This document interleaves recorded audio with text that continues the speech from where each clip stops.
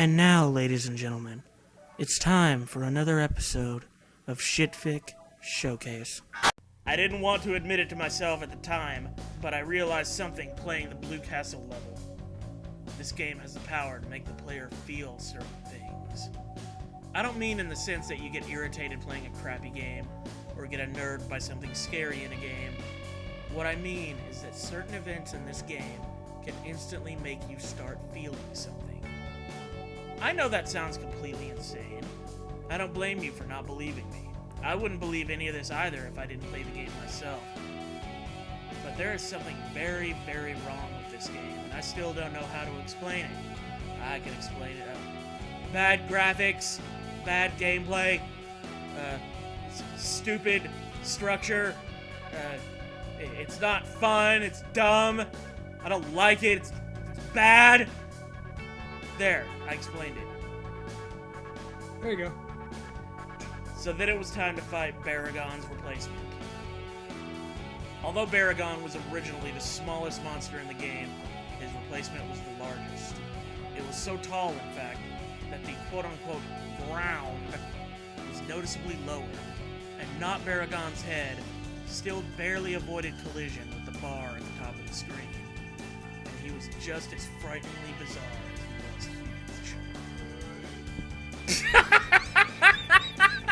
That's the fucking retarded dragon seahorse with 1 foot. Got any gum? You may be wondering how he attacks without arms. Well, he has the most powerful kick in the game. But his other fighting technique is much stranger. This guy's a beast at soccer. Yeah. First, he blasts a cloudy breath of pixels down it, which causes you to freeze. Then he walks back to the right corner of the screen and extends a huge Gatling gun from his abdomen. Okay, there's the freeze. Yeah. And here's the fucking gun penis. Great. I'm gonna nut all over you, Godzilla. I'm gonna refuel, bend over. The whole top of his skull where his eye is, this looks like one big human ear. Yeah. It really does. One big giant human ear. It looks like he just got his nose stuck in the ceiling or a wall or something, just got it bent. You know? And he bent his lower jaw a little to compensate, so that, Yeah. he could still, eat. That might seem amusing to you, but it certainly wasn't to me when I was playing the game. This attack is almost as annoying as Gigan's saw, and not Baragon could have been unbeatable if he consistently used it. Thankfully, he only did it twice while fighting it. Once you unfreeze, you can run up and start damaging the gun, which does extra damage to him. This helped me to destroy him, and then it was time to play the 3rd level type. I decided that I was going to use Angry Ass, to fight Manda and Gigan, and then fight Space Godzilla as Godzilla. It was only fitting. Before getting into the battles, I'll describe the 3rd level type, the Arctic. The Arctic is exactly what you'd guess from the name, an icy tundra with a few watery segments. I hope you're gonna find the avatar. Great, that's beautiful. The music reminded me a bit of Northern Hemispheres from Donkey Kong Country in 8-bit form. A very dangerous sounding song. It made me think about being trapped in a tundra and freezing to death. Oh man, I found the frozen, fucking whatever, It's the avatar. tetherball alien. What is that shit? That's fucking That's Aang, yeah. That's Aang. That's Aang if he were, had a fucking giant fetal alcohol syndrome for a waterhead. Yeah. In the avatar! I'm 112 years old. Still penis. There were 2 new enemies in this stage. The first was a creature frozen in a block of ice. They block your way and you have to use a heat beam to thaw them out of the ice. They look a bit like a smaller version of Not Gazora, only without the eye. I am old 50s microphone man. Fear me!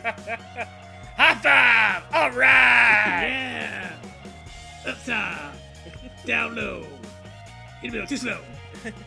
When freed, they do a strange crawling movement and push you backwards. It doesn't cause any damage, but it's a bit annoying. after dealing with the Iceman. I kept walking for a minute or two and came upon a water segment. I jumped in, and this time I managed to get a screen cap showing how the water splashes when you jump in. Don't know how they program that, but it's pretty impressive. If I do say so myself. Oh yes, I am quite the Sprite man. Hey baby, let me order you a Sprite. I'm good at programming those. Yeah, if I was a superhero, I'd call myself Sprite Man. Spriter man. Oh, my Spriter senses are tingling. Spriter man. Makes you read a horrible fucking creepypasta. Spider-Man, help! I'm reading good literature! I have a lack of shitty creepypastas to read right now. Save me from having to read The Great Gatsby. Please. Another interesting thing is how the screen changes focus when you go underwater. That's great. Where are your water wings there, Godzilla? Yeah. I'm a walking hairy brain. Nice to meet you. Here you can My see. name is Harry Brain. The Hairy Brain. Here you can see the other new enemy, a little thing I call Spike Walker. Hi, I'm Spike Walker. Luke Spikewalker. They walk towards you and explode randomly, or instantly if you attack them, sending spikes in every direction. That sounds like something from fucking Earthbound. Yeah. And you'd hate it. Yeah. The spikes don't do much damage, but they did get me dangerously close to falling into a pit set a few times. A pizza. A pepperoni pizza. Oh, speaking of the pits, down into the water, the game has a platformer. Bottomless pits. There weren't any of these in the original game, since it was strictly an action game, but the pits were a neat addition. I'm asleep. After getting back on land, I encountered a very unexpected mini-boss, Maguma, the walrus kaiju. I know this game had some obscure monsters to begin with, but wow. Not that I'm complaining, it's a pretty cool cameo for an unappreciated kaiju in this haunted video game. Haunted! Is that a walrus shooting a fucking laser beam at a dinosaur? What the hell, dude? A list of things I didn't expect to see tonight. Maguma's fighting tactics were very simple. He had a freeze beam, and he could charge into you. Yeah, walruses are known for their charging. Oh, yeah. On land. Yeah. Where little fucking flippers. Not very challenging, but certainly more entertaining than the Matango mini-boss in the original game. It takes two to Matango. It takes Matu to Matango. Okay. One really interesting thing about Maguma is that he doesn't die when you defeat him. He turns tail and retreats. This was the first time I had ever seen an enemy monster change direction, let alone retreat. I tried to chase after him, but he disappeared after I got in the water. Poor bastard. And that does it for the Arctic. I'll talk about the Manda fight next. I forgot to mention before, but the music that played during the new monster fights is reused from themes actually in the games. So far, the themes have been Tomatoes, Gazor's music, Biollante, Hedora's music, Orga, Baragon / Moguera's music, Moguera, excuse me, Manda, Baron's music, Space Godzilla, Mechagodzilla's music. Thanks, that was very important for us to know. Snake Dragon again. As for the fight, Manda was a fairly crafty opponent. When it realized one tactic was ineffective, it would immediately change to a different one. Manda As used demonstrated here. Yes, Manda used quite a few tricks, like spitting fire, biting, and the most irritating of all, constricting. Who wants a hug? It doesn't mercilessly drain your life down like Gigan's cutter, but it was by far Manda's strongest attack. What the fuck is that? It's supposed to be a missile? It looks like you're firing a missile. Oh, that's Atragon. Oh, Some yeah, other yeah. fucking thing. Clearly. One last thing to note that I found pretty cool was that the Atragon showed up during the fight to help me out. Manda crushed it with ease, but it was still cool. You know what this feels like? This feels like it's 50% creepypasta and 50%. Here's what I would do if I made a ROM hack of an updated Godzilla Monster of Monsters for the NES. And I could do that, but I don't know how to do that. So I'd rather just, fucking write a creepypasta about it where I'm a pussy that gets scared of video games. Yeah. After I slayed Manda, I played through an Arctic level for health power-ups, and then it was on to Gigan's replacement. When the fight started, I was very confused because there was nothing there. I thought this was going to be like the Tomatoes fight in Pathos, but just about the time it would have been going back to the map, a piranha appeared on screen. Hey, buddy. What? But it wasn't there for long. As soon as it appeared, the speakers emitted an ear-splitting screech, and Night Gigan flew in and ripped the poor fish to pieces.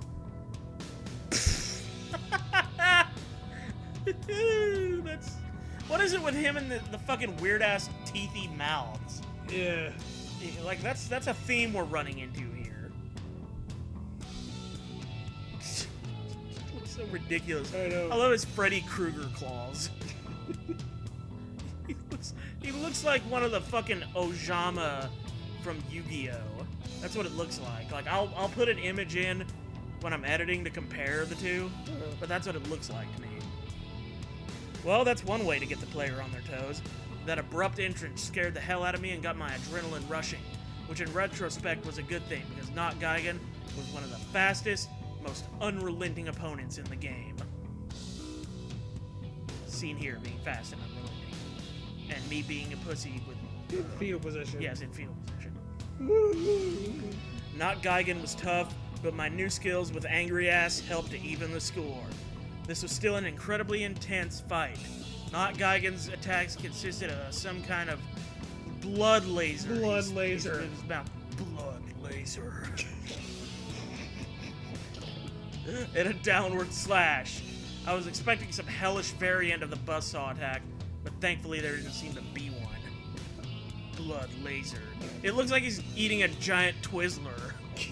Or like a fruit roll-up or something. I think it's one of those like heart rate meters, Oh, yeah. And then here we sat down at the chess table. Suck my lower jaw dick. The howl attack was invaluable in defeating him. I would have taken more screen caps of the fight, but I really had to concentrate. After that, there was just one monster left to take down. Space Godzilla. Space Godzilla. Spicy Godzilla. As mentioned earlier. Spicy Godzilla. Spicy Godzilla. Don't lick me unless you got milk handy. It's the fucking... the Latin version of Godzilla. As mentioned earlier, I used Godzilla for this fight. I'm you, but more spikes. And space. Yes. Space Godzilla's fighting technique was rather frustrating, but admittedly a very clever idea. Space Godzilla would use his energy to create two flying crystals, which would reach the ground and become crystal spires. These spires not only block you from reaching Space Godzilla, but it also allowed him to constantly recharge to full energy and blast you with a deadly, fully charged Corona beam until you broke the spires. What, is he trying to get you drunk? We got blood lasers, Corona beams. What the fuck's next? Yeah! Maybe that wasn't blood, maybe that was red wine. Maybe. This game's trying to get you drunk so you like it. Yeah. It's bribing you. Alcohol. And then here's Space Godzilla pissing out of his mouth onto the rock. The spire. Spire. That's inspired programming right there. No, it's not. Don't ruin my pun, motherfucker. But then he pissed on me too! Space Godzilla would eventually drain his own spires of energy until they shattered, but if you waited for that to happen, you'd probably lose a lot of life. Heat beams actually seem to re-energize the spires, so you had to use physical attacks. When he finally got close enough to hit Space Godzilla, he was no pushover. When I punched him, he hit me back just as hard. Space Godzilla does everything in his power to knock you back to the left corner of the screen so he can create more spires. By the time this was over, I only had about 5 life bars left, but it didn't matter because I didn't need to fight anymore. I needed to run. Here we go again. I decided right then that I really wanted to see the end of this game. As terrifying as these levels could sometimes be, I had to beat them to get though. Amen, brother. You inept ass! We gotta get though. I decided that no matter what happened, no matter what the game showed me, I was going to get to the end. And I also made sure not to say a damned word while playing a chase level from here on. For this chase, I tried out Angry Ass, since his roll attack allowed me to move faster than Godzilla or Mothra. The chase started off like the first two, except there was a river of blood below the ground. But was it blood lasers? I think not. I was beginning to get the hang of it, and the extra speed from the roll helped me get an edge on the red monster. Getting an edge on the red monster sounds like a euphemism for getting a tampon before your fucking period starts. I gotta go to the CVS and get the edge on the red monster. Yeah. Especially since I didn't have to worry about a power limit and that it could keep rolling endlessly. This fucking stupid creature. Blood ocean. Blood ocean. I know who you are! Like the previous levels with water, the ground inevitably reached a stop, so I rolled off into the blood. To my surprise, the hell beast didn't follow after me. It just stopped at the edge of the ground and grimaced. I don't want to go into the blood ocean. I need a life jacket, mama! I don't want to touch It's it. gross, it's unhygienic. What are you doing? That's nasty. He fucking puts on latex gloves and then jumps in. Yeah. Puts on water wings. Yeah. Very gingery. He gets a fucking, like, inner tube. Yeah. I guess it can't swim, I thought to myself. So I went, quote-unquote, under blood, and continued moving. There wasn't anything around, but I knew something was up. The chase wasn't going to end that easily, could it? Surely something else had to show up. And sure enough, I heard the bellowing roar, sounding slightly different. It's more fishy than fish. My favorite Rob Zombie song. And the monster was following me in a new aquatic body. I had no idea it was a shapeshifter. After it reappeared... Is it a withered? Harry Potter! After it reappeared, the chase started to get into the difficulty I had expected. Being submerged slowed me down, putting me and the beast at about the same speed. The only thing that would keep me alive was fast thinking and reflexes. And I encountered some bottomless pits, in which mines floated up from. That's a really awkward sentence. Yeah, I know. I was thinking that right as I read it. In which mines floated up from. Like, just start a next sentence and say, mines floated from the pits. Yeah. Or, from the pits, mines would float. That's still pretty awkward, though. I don't know. I assume that if you hit one, it would damage you and knock you back. Considering how fast the red monster swims, hitting the mines would be instant death, so I went through great effort to avoid them. Excuse me, you went through great effort to avoid them? Thank you. Yeah. But that wasn't all I had to be wary of. Halfway through the chase, the Hell Beast revealed yet another surprise.